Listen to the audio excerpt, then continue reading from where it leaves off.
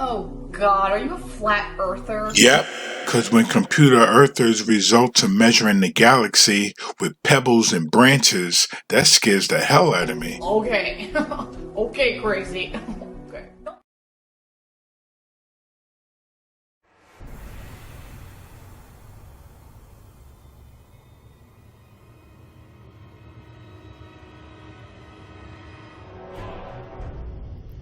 Now here's star trails that I did a while back, and as you can see, I got the moon in with the star trails.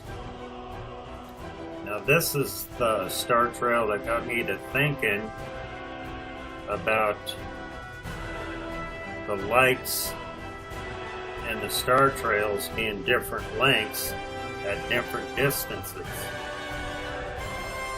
So I brought in a measuring device here and measured the trail of the moon.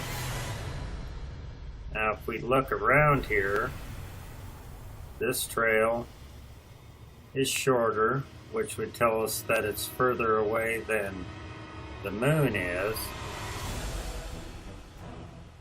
Now if we go up here to this next star trail, this one here, it's longer than our moon trail,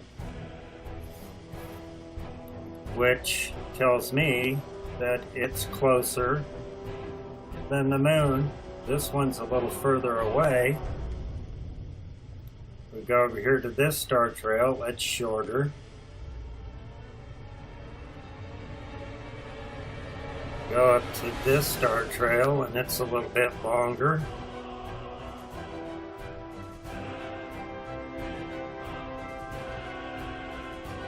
Down to this star trail, it's a little bit shorter. This one here is slightly shorter. This trail right here. This star trail's a lot longer than our moon trail down here.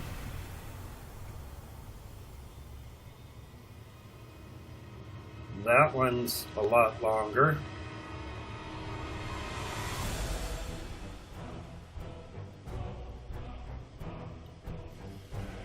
So, how far are the stars? They tell us they're light years away, and the moon is only supposed to be 250,000 miles away, or 230,000 miles away. So, the question begs to be asked, if that's true and the moon is much, much closer than these stars that are supposedly light years away, one would have to ask, how come the trails are almost the same length? Some are a little shorter, some are a little longer. So how truly far away are the stars? I do these time lapses of the stars or star trails, and I dub these moon trails because I like to go out and get star trails when the moon's up in the sky. Now, one thing I've always noticed with these, as you can see, the trail of the moon is exactly the same length as the trail of the stars.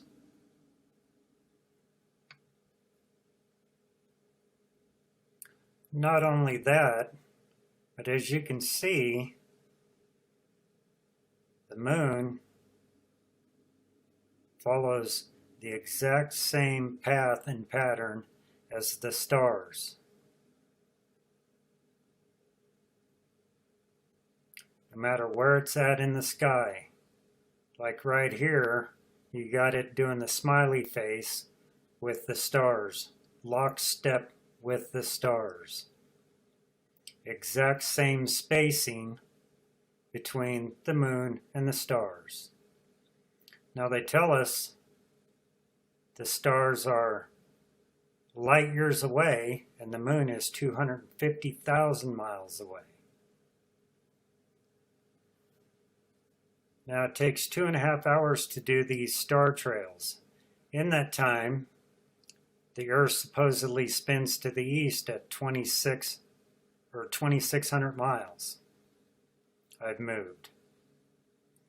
Now it's also supposed to be orbiting the sun, so in that 2.5 hours, I've traveled over 166,000 miles.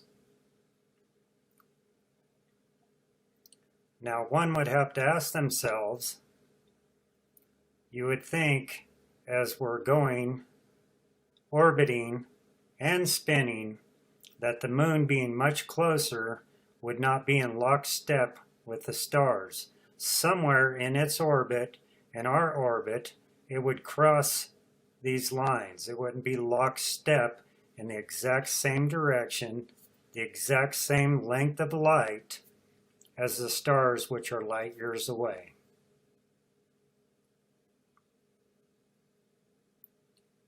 And again, as you can see, we got the frowny face.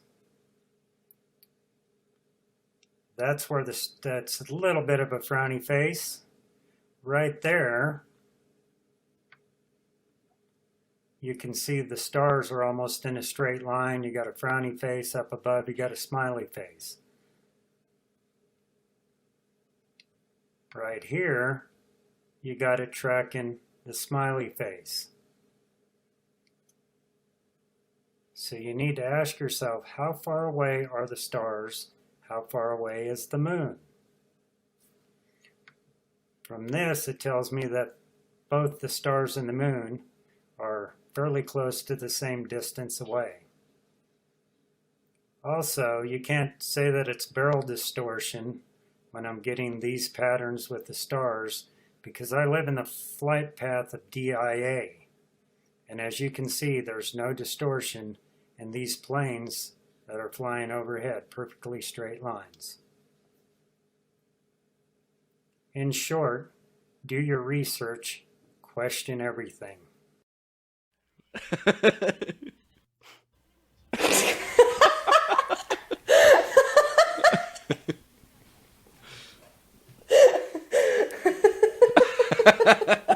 You'll see the sun shrink and shrink into a tiny, tiny pinprick before it disappears into the horizon.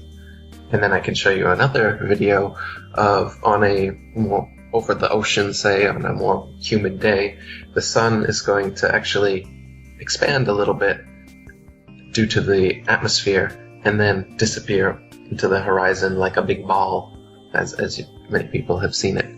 But either way that it disappears, whether it disappears into a pinprick before leaving the horizon, or it expands and goes down the horizon, it's simply moving away from your perspective, as we talked about.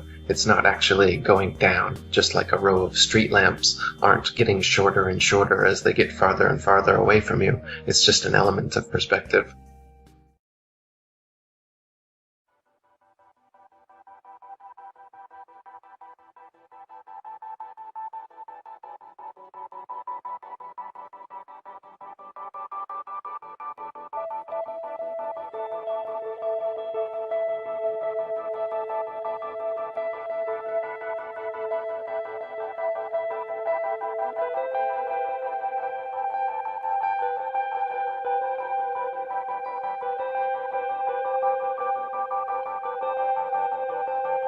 The Earth. Is it really just a big ball floating in space? Spinning on its axis at 1,000 miles per hour, hurtling around the sun at 67,000 miles per hour, whizzing through the Milky Way at a milk-curdling speed of over 500,000 miles per hour, and warp driving through the heaven at over 500 million miles per hour? And what about the sun?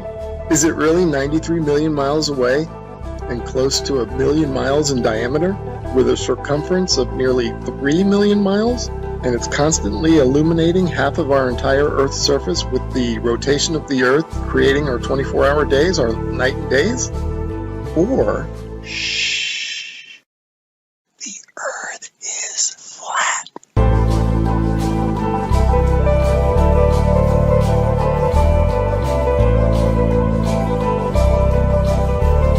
And maybe it's completely still, just like we experience.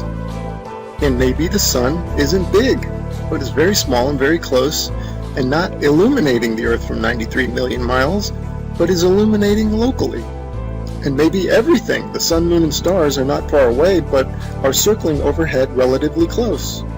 In this video, we're going to explore the latter option, and at the end, we're going to reveal startling evidence through the use of time-lapse photography that the sun cannot possibly be 93 million miles away, but is in fact very close and is illuminating locally as it traverses our flat Earth. Oh man, and watch how this sun comes at you. Boom! I mean, come on. And that's all perspective. If you look at jet trails, Google Images, you'll see them. They start out low at the horizon, they come up overhead. Look at that thing. They come up overhead and then they go down to the horizon. Perfectly explains what the sun would do. Here it is going overhead. I love time lapse. And look at this. You can't go out and look at the sun. You can't see this stuff, except that it's on, time lapse like this. It's incredible. Now watch this thing. It's sweeping. The sun over flat Earth is doing a big circle, right? Look at this thing. See it sweeping to the right? It's like a lefty bowler. Just toss that down the alley, and there it goes, hooking into the pocket.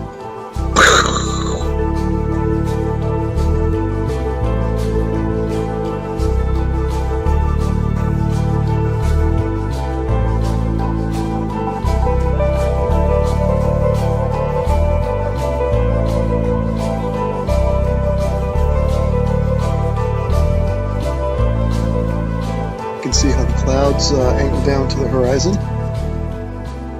And shot it there. That's exactly how the sun would do on flat Earth. Okay, back to the Copernican principle, and this is what they tell us. The sun is 93 million miles away.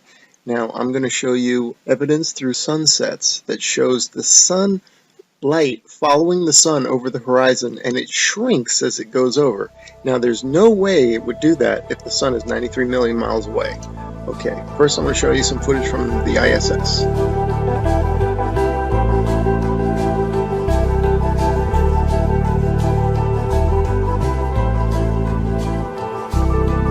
Okay, now watch this animation. Watch this sunset. Now this is exactly, if they came to me and said, do an animation, this is how I would do it. If the sun were 93 million miles away. Just like that. Have the whole horizon fade evenly. But that's not what we see.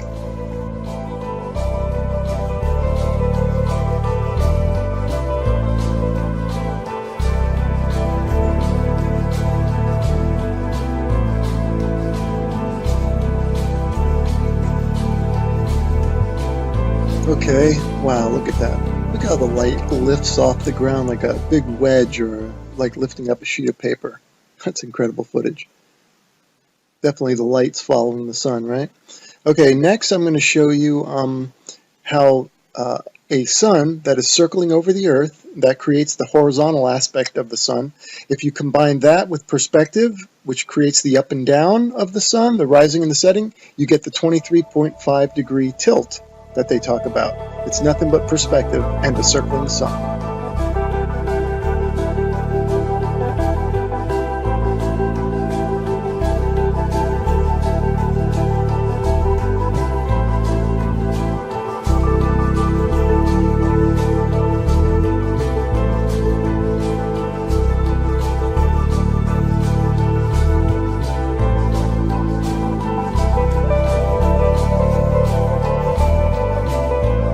Here's another sun sweeping out a big circle.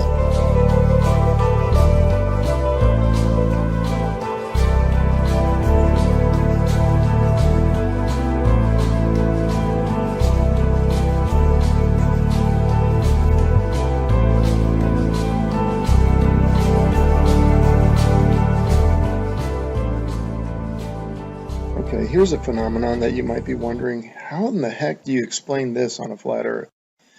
Well, this footage is taken from Alaska during the summer, and the sun does look like it's going up and down. The reason it's doing that is that this town in Alaska is not in the center of the sun's circular circuit. In other words, the sun is making a big circle, and the town is not in the center of that circle. So the sun will be closer and further from the viewer with the camera. That will cause it to go higher and lower, and also maybe even bigger and smaller.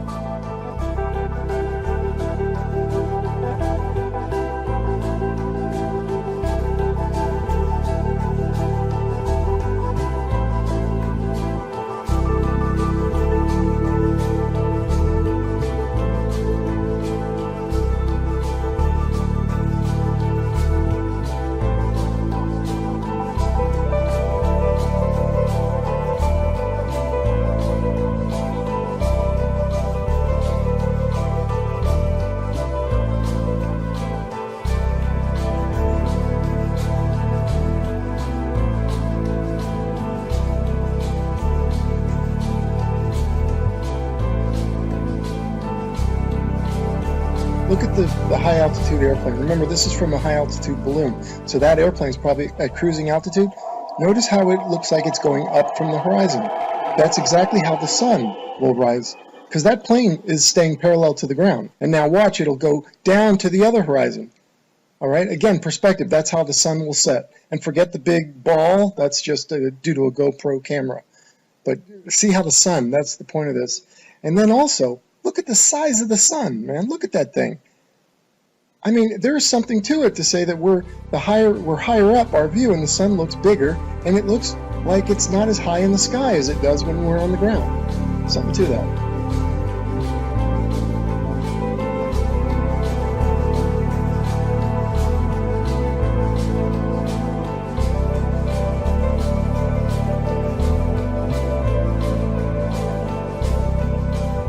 Let's explore this notion a bit further, that the sun looks bigger when filmed from higher up. The next 3 slides, I'm going to do a comparison, a side by side. The one on the left, the camera's above the clouds. The camera on the right is ground level.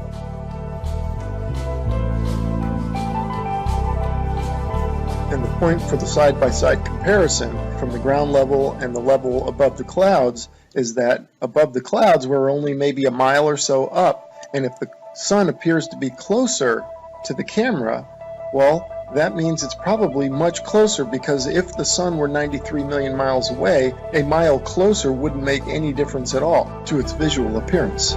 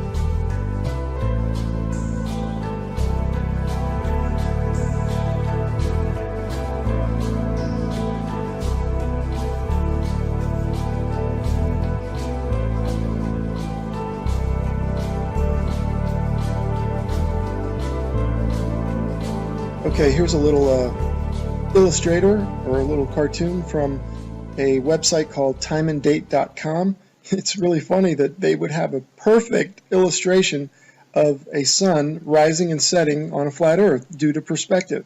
You'll notice that it rises from below the horizon and sets below the horizon. Now you might be saying, well, how's that possible? I can see now you're saying that it rises and lowers due to perspective, but how does it disappear below the horizon? Well, I got a theory about that. Because of the fact that all parallel lines and planes converge at your eye level horizon, this is according to the perspective, I'm not making this up. If in fact, and they do, they converge at your eye level horizon visually, then it makes sense that after that point, they diverge, meaning they then separate. So the sun would continue on a downward track. As you can see from my illustration here, the lines would go to your horizon, and then afterwards they would spread out and separate, kind of like a starburst, and the starburst being at your horizon, at your focal point.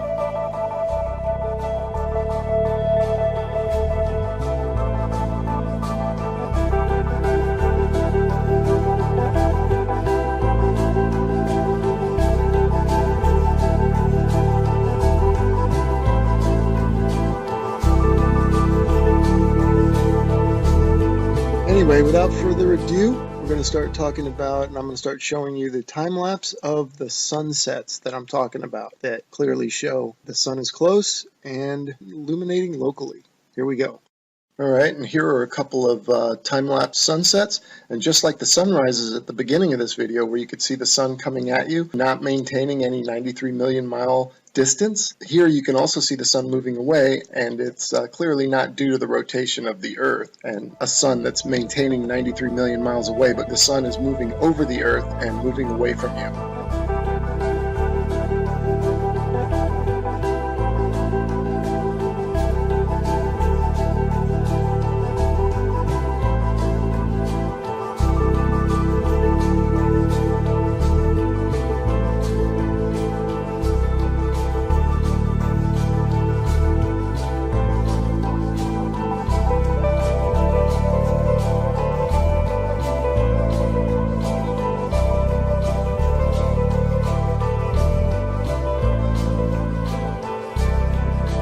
Okay, these next three slides, the sun is almost set already behind the horizon, but watch as the sunlight shrinks and follows the sun. It's definitely a locally illuminating sun, not far away, not very big, and definitely not 93 million miles away.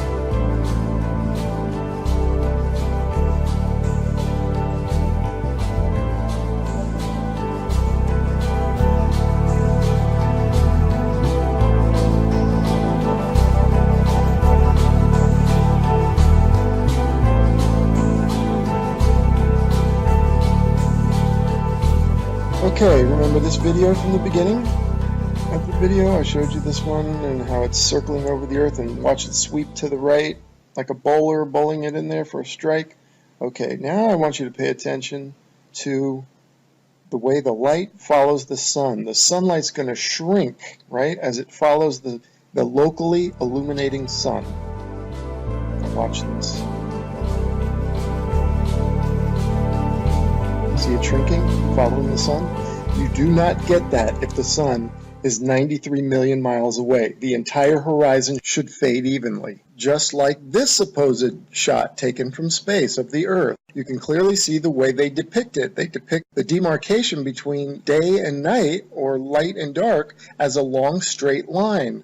and you can see the long straight line moving as one solid piece. That means that the sunset should all fade, the entire horizon should fade evenly, but that's not what we observe, as we will see and as we've seen in the footage so far. The sunlight shrinks and follows the sun over the horizon.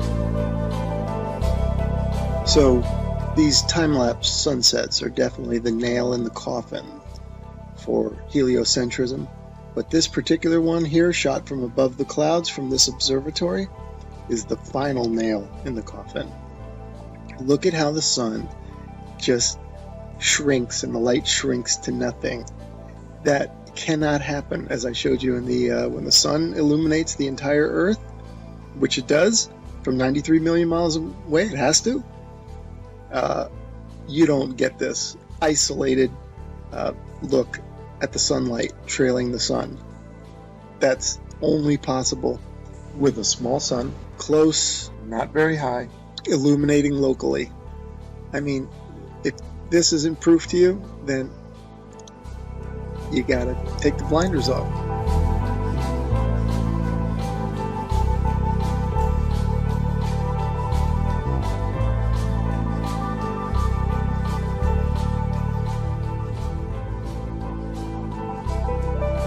Okay, and finally I want to show you some examples of local illumination, or a city in the background.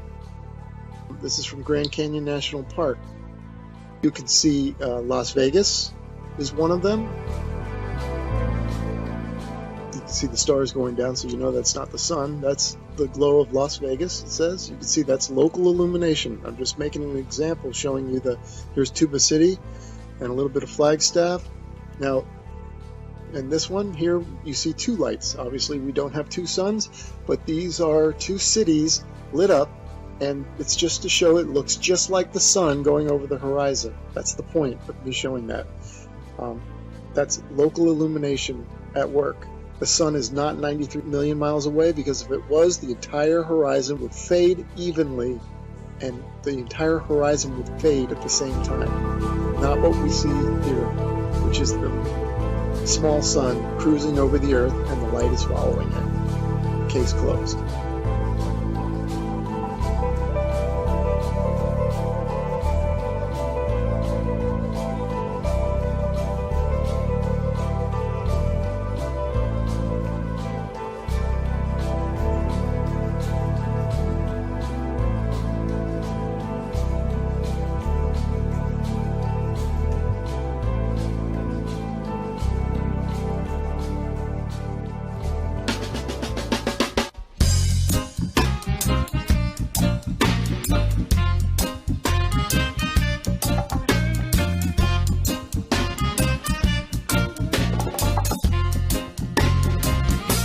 The earth is flat,